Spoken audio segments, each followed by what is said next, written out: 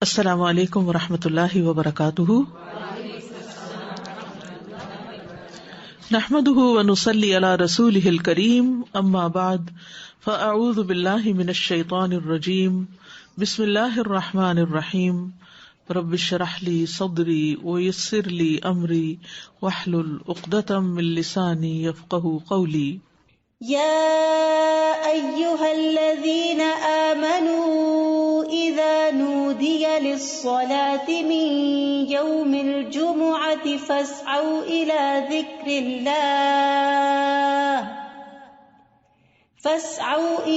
ذكر الله وذروا البيع ذلكم خير لكم إن كنتم تعلمون.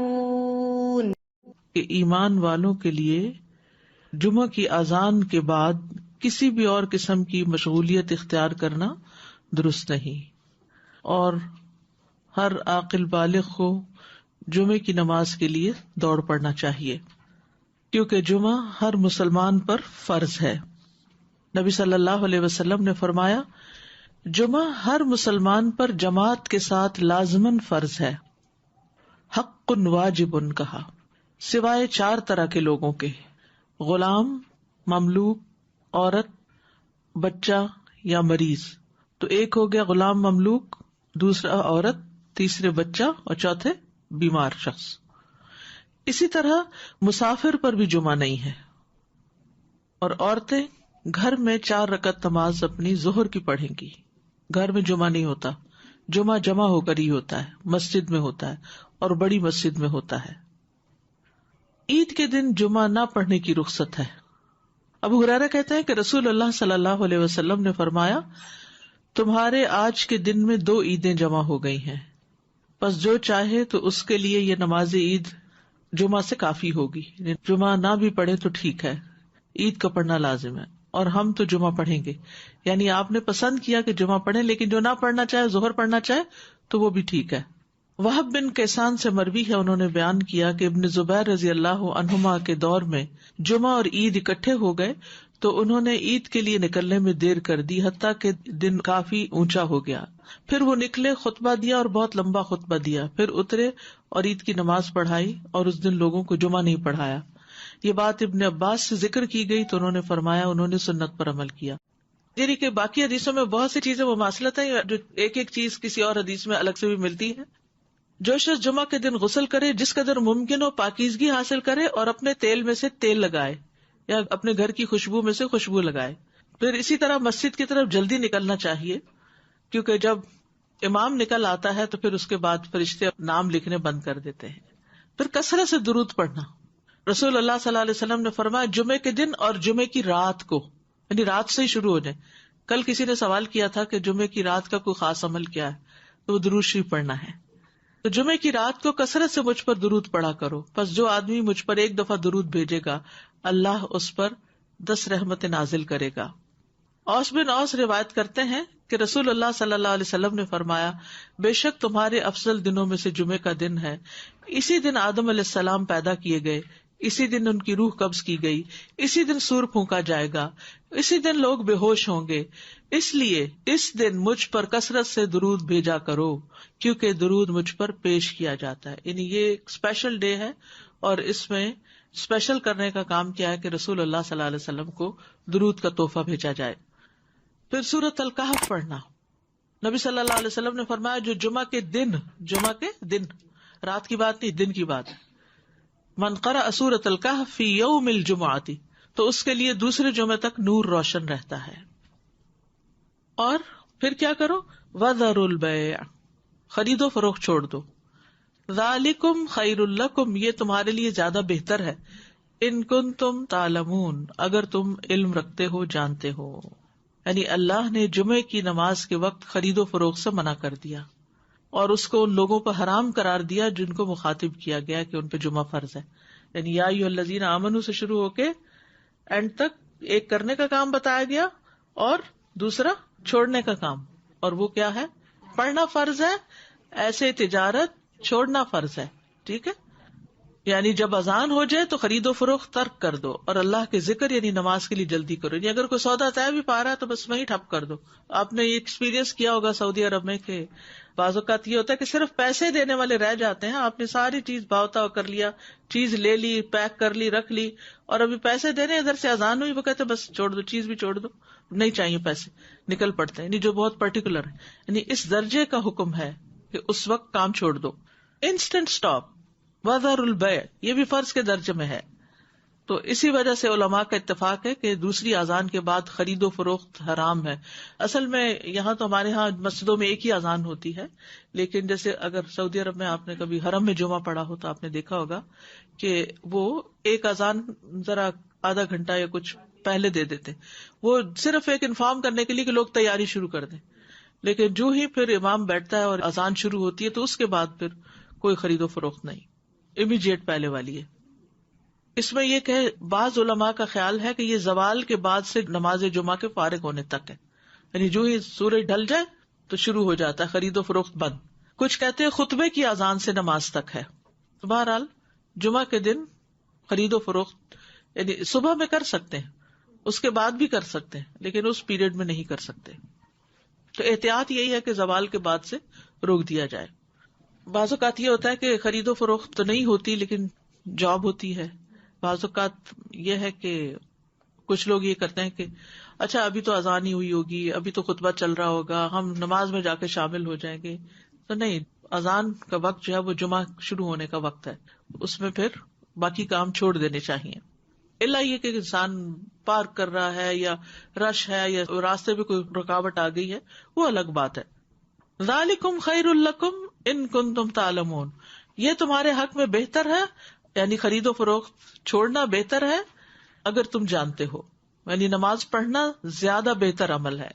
اور اس لیے کہ اگر تم نے وقت پہ نماز نہ پڑھی وہ تو فوت ہو جائے گی, لیکن اگر تم نے تجارت چھوڑ دی اس وقت تو وہ تو بعد میں بھی ہو سکتی ہے, اس کا کوئی وقت مقرر تو نہیں ہے, وہ تو کسی وقت بھی ہو سکتی ہے.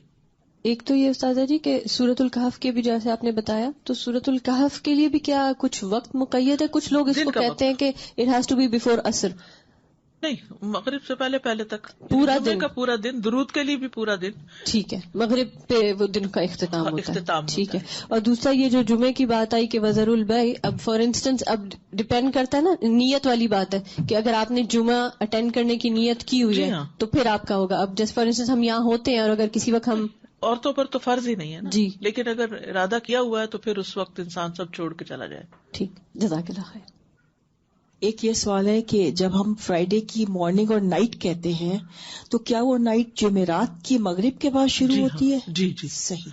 جی, دوسرا یہ ہے کہ اگر ہم آئے ہیں جمعے کی نماز کے لیے اور کسی وجہ سے ٹریفک میں پھنس گئے, خطبہ ہو گیا, تو اس کے بعد کیا ہم صرف 2 فرض ہی پڑھیں گے کہ پوری نماز پڑھیں گے؟ اچھا سوال ہے. اس پہ یہ ہے کہ بعض علماء کہتے ہیں کہ اگر کوئی دوسری رکعت کی رکوع میں شامل ہو گیا تو اس کا جمعہ ہو گیا. امام ابو حنیفہ کا قول یہ ہے کہ اگر اس نے سلام بھی پا لیا تو اس کا جمعہ ہو گیا, کیونکہ وہ بھی نماز کا حصہ ہے.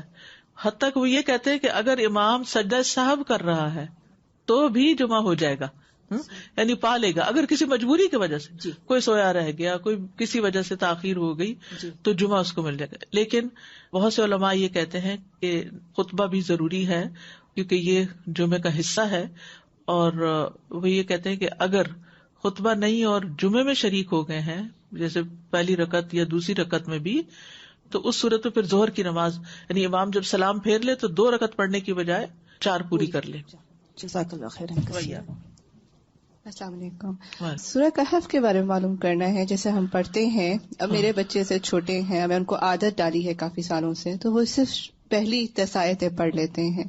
کہ ایسا کرنا صحیح ہے؟ پہلی 10 آیتوں کی فضیلت ہے, لیکن جمعے کے دن ساری پڑھنے کی ضرورت ہے. تو ایسا ایسا جو بڑے ہوتے جائیں اس کو بڑھاتے جائیں حتیٰ کہ پوری پہ آ جائیں. اچھا. نبی صلی اللہ علیہ وسلم نے سب سے پہلا جمعہ جو تھا وہ مسجد قباء میں قائم کیا تھا. اس کے بعد ہجرت سے پہلے جو جمعہ ہوا تھا مدینہ میں, وہ اسد بن زرارہ نے مدینہ سے 1 میل دور قائم کیا تھا. اسد بن زرارہ نے, یہ نبی صلی اللہ علیہ وسلم کی آمد سے پہلے. اسی لیے ایک صحابی تھے تو وہ جب نماز پڑھ چکتے تھے تو کہا کرتے تھے رحم اللہ ابو امامہ, اللہ ابو امامہ پہ رحم کرے. تو پوچھا کہ کون ہے وہ؟ تو کہا گیا کہ اسد بن زرارہ، کہ جنہوں نے سب سے پہلے مدینہ میں جمعہ قائم کیا تھا، یا مدینہ سے 1 میل دور. تو ذالکم خیر لکم ان کنتم تعلمون، یعنی کاروبار چھوڑ کر نماز کی طرف جلدی آنا یہ تمہارے حق میں زیادہ بہتر ہے اگر تم جانتے ہو. اہل ایمان کی صفت یہ بیان کی گئی ہے کہ جب ان کو اللہ کی طرف بلایا جاتا ہے، عبادت کی طرف بلایا جاتا ہے، تو پھر کوئی چیز انہیں مشغول نہیں کرتی اپنے اندر. سورۃ النور میں آتا ہے رجال لا تلہیہم تجارۃ ولا بیع عن ذکر اللہ واقام الصلاۃ وایتاء الزکاۃ یخافون یوما تتقلب فیہ القلوب والابصار. وہ مرد جنہیں اللہ کے ذکر سے اور نماز قائم کرنے اور زکوٰۃ دینے سے نہ کوئی تجارت غافل کرتی ہے نہ کوئی خرید و فروخت. تجارت اور بیع 2 الگ الگ لفظ استعمال ہوئے ہیں. وہ اس دن سے ڈرتے ہیں جس میں دل اور آنکھیں الٹ جائیں گی. تو جیسے ہی نماز کا وقت آئے فوراً سب کام چھوڑ کر جمعے کے لیے حاضر ہو جانا چاہیے. نہ صرف یہ کہ جمعے کے لیے، باقی نمازوں کے لیے بھی نبی صلی اللہ علیہ وسلم کا طریقہ یہی تھا. اسود سے مروی ہے، وہ کہتے ہیں میں نے عائشہ رضی اللہ عنہا سے پوچھا کہ نبی صلی اللہ علیہ وسلم اپنے گھر میں کیا کرتے تھے. انہوں نے کہا آپ اپنے گھر کے کام کاج یعنی گھر والوں کی خدمت میں ہوتے تھے. جب نماز کا وقت ہوتا تو سب کچھ چھوڑ کر مسجد چلے جاتے تھے، کام چھوڑ دیتے تھے. تو بات یہ ہے کہ انسان بیک وقت 2 تقاضوں کے بیچ میں ہوتا ہے، 2 چیزوں کے بیچ میں. ایک طرف اس کی دنیا ہوتی ہے، ایک طرف اس کا دین ہوتا ہے. بہت سے لوگ یا صرف دنیا کے ہو جاتے ہیں یا صرف دین کے ہو جاتے ہیں، جبکہ ان دونوں میں بیلنس قائم کرنا ضروری ہوتا ہے. اور یہ پرفیکٹ بیلنس سورۃ الجمعہ میں نظر آتا ہے کہ یہاں پر نماز کے لیے بلایا گیا، حاضر ہو جاؤ. اور پھر اگلی آیت میں فرمایا فَإِذَا قُضِيَتِ الصَّلَاةُ فَانتَشِرُوا فِي الْأَرْضِ. نماز پڑھ لی، عبادت ہو گئی، اجتماعیت ہو گئی، اب زمین میں پھیل جاؤ اور اللہ کا فضل تلاش کرو اور اللہ کا ذکر کثرت سے کرتے رہو تاکہ تم فلاح پاؤ.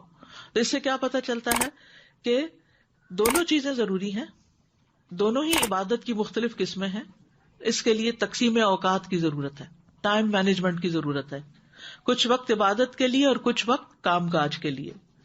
جب اللہ سبحانہ تعالیٰ اس سے عبادت کا تقاضا کرے تو وہ عبادت کے لیے دوڑ پڑے، اور جب اس کی ضروریات اس کو دنیا کی طرف بلائیں تو اپنے کام کاج اور معاش کی طرف دوڑ پڑے. اسی طرح جب دین کی خدمت کے لیے بلایا جائے، دین کے پڑھنے پڑھانے کا وقت ہو تو انسان اس کی طرف دوڑ پڑے. اور جب بچے اور شوہر اور گھر والے ہمارے محتاج ہوں کھانے پینے کی اور ضروریات پوری کرنے کے، تو ان ضروریات کو بھی عبادت سمجھ کر پورا کیا جائے. تو اس طرح ایک حسین امتزاج قائم ہو جاتا ہے دین اور دنیا کے درمیان. یعنی نہ تو ہمارے سے یہ تقاضا کیا گیا کہ ہم دنیا چھوڑ دیں اور راہب بن جائیں، اور نہ ہی ہم سے یہ کہا گیا ہے کہ ہم سارے کا سارا وقت صرف عبادت میں ہی گزارے.